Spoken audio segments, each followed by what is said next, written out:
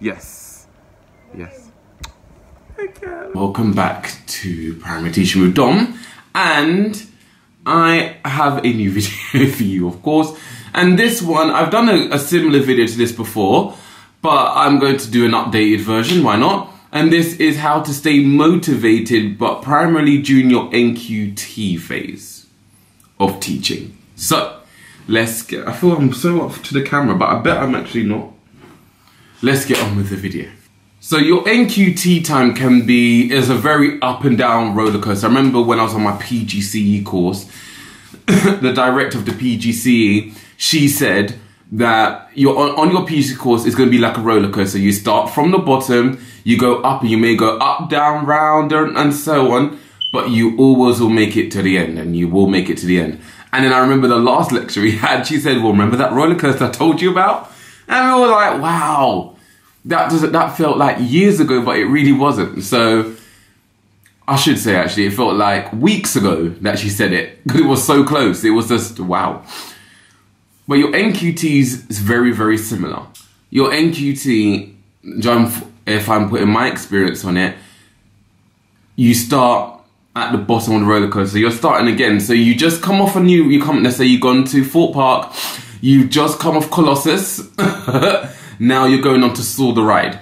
So Soar the Ride, you start and they twist you upside they twist you upside down, and you're going upside down. And I always start that when you're starting your NQT. When you first get your class, you're upside down, you're thinking what to do, but you're very excited. So although you're upside down and you're still going, you're very excited, although you're like, what am I gonna do with these 30 children looking at me, or however much you have in your class.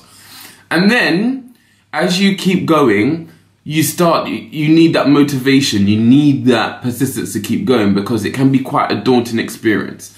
And if you don't have that good supportive system, around you, and I'm not talking about friends and everything, I mean inside of school. So your head teachers, your deputy head teachers, your teacher assistants, if you don't have that supportive system around you, the ride will stop. However, we're going to go along the ride because you do have a support system. You've picked a school that you would hope and will support you throughout your NQT. So you're still going along that ride. You're still upside down, and then the ride, if I'm truly to remember, it flips you up. So then now, as you're flipped up, you're now outside. And I always say this is the journey. Now, when you've gotten your foot into it now, you started making your little steps, but now is the time. This is where you've done your first week, and now you're expected to do a little bit more now because you're settled. I myself was doing transition periods because it was from reception to year 1. So they were doing transition periods. So after 2 weeks, it was full bang. That's when I felt that my roller coaster flipped over, because that's when math started to come in, and English and topic and all that. That's when it started to come in. So now you're going on that ride. During this period, you still need to be motivated, and your motivation comes now, although it's still coming from your school, motivation is coming back from home. Hopefully, if you're, fortunate enough to have your, good supportive people around you at home or outside of the school, that makes life better, because sometimes as you're going along that ride, it gets a bit joggy. Gets a bit jiggly. This might happen. You might be thinking to yourself, my goodness me, I don't know how to lesson plan properly. Or it could be that, some children in your class, your behavior management is not good, not doing well. Or you might see that, this is just a really big job.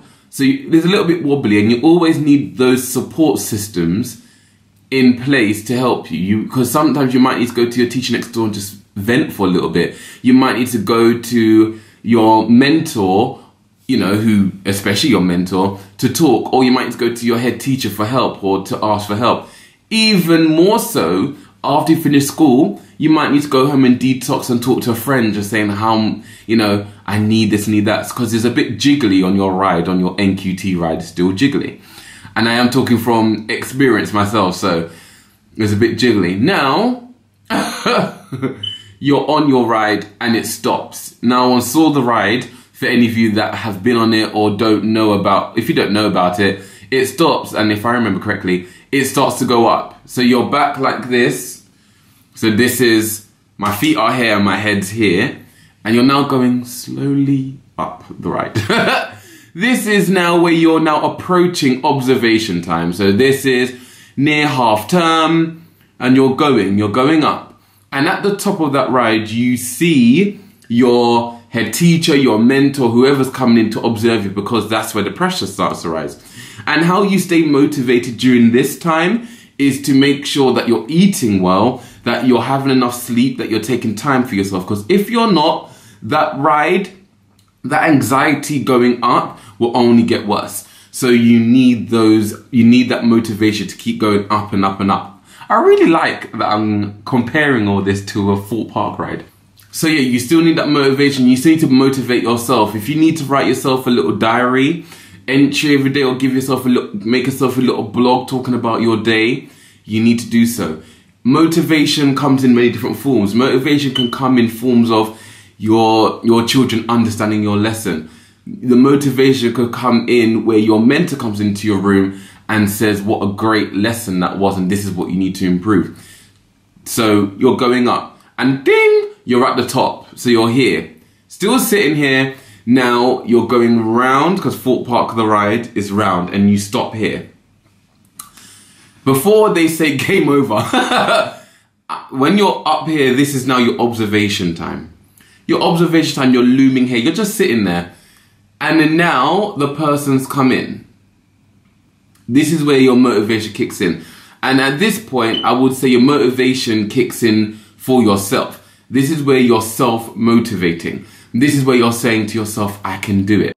Yeah, so I was editing my video and I noticed that it was cut off. And I was like, rubbish. So I'm going to try and continue and finish it off where it's meant to be. But I think I got to the point where I was saying, this is where you're self-motivating.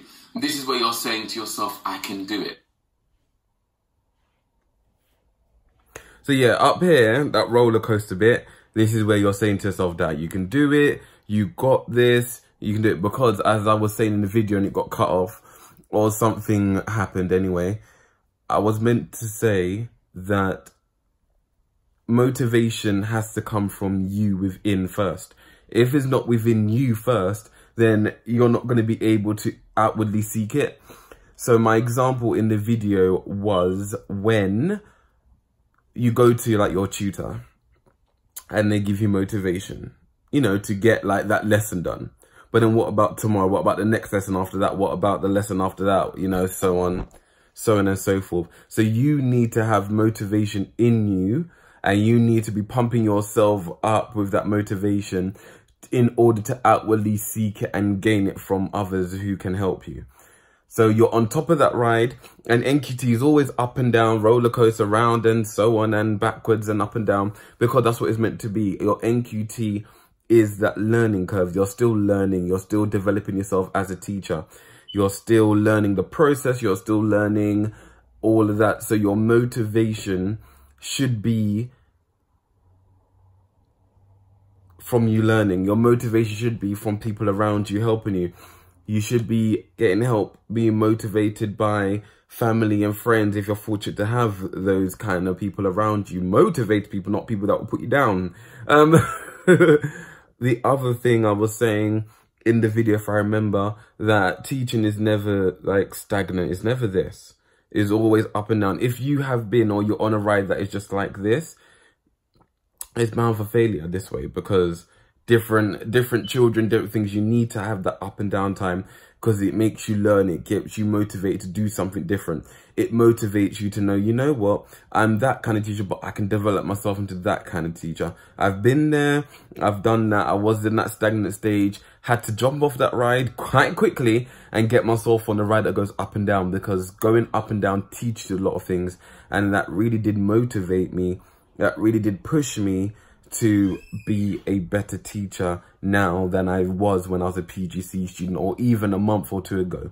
I think with the different motivations and You know, being on YouTube is a good motivation for me. Writing things down is a good motivation. Having a good mentor is a good motivation. Having good people around me is a good motivation. Family and friends. That has helped me and pushed me to be a better teacher, to learn that there's no such thing as the same teacher. You are a different teacher every day, because you have to adapt and change yourself with the processes and changes of a school, of children, and in order to better yourself. So yes, hopefully that's helped. Hopefully this won't get cut out, because you know I worked hard for that. But as I was saying in the video, thank you for watching that video. I hope it's helped. I did connect it to being at a Thought Park ride, but that's what my PGC did, and it was a really good ride, and a very interesting one, a very insightful and developmental one. And so is my NQT. Although I ain't got long left on it, I'm learning a whole lot. But yeah, hopefully like, comment and subscribe. Do watch my previous video here, and I shall see you in the next one. Bye.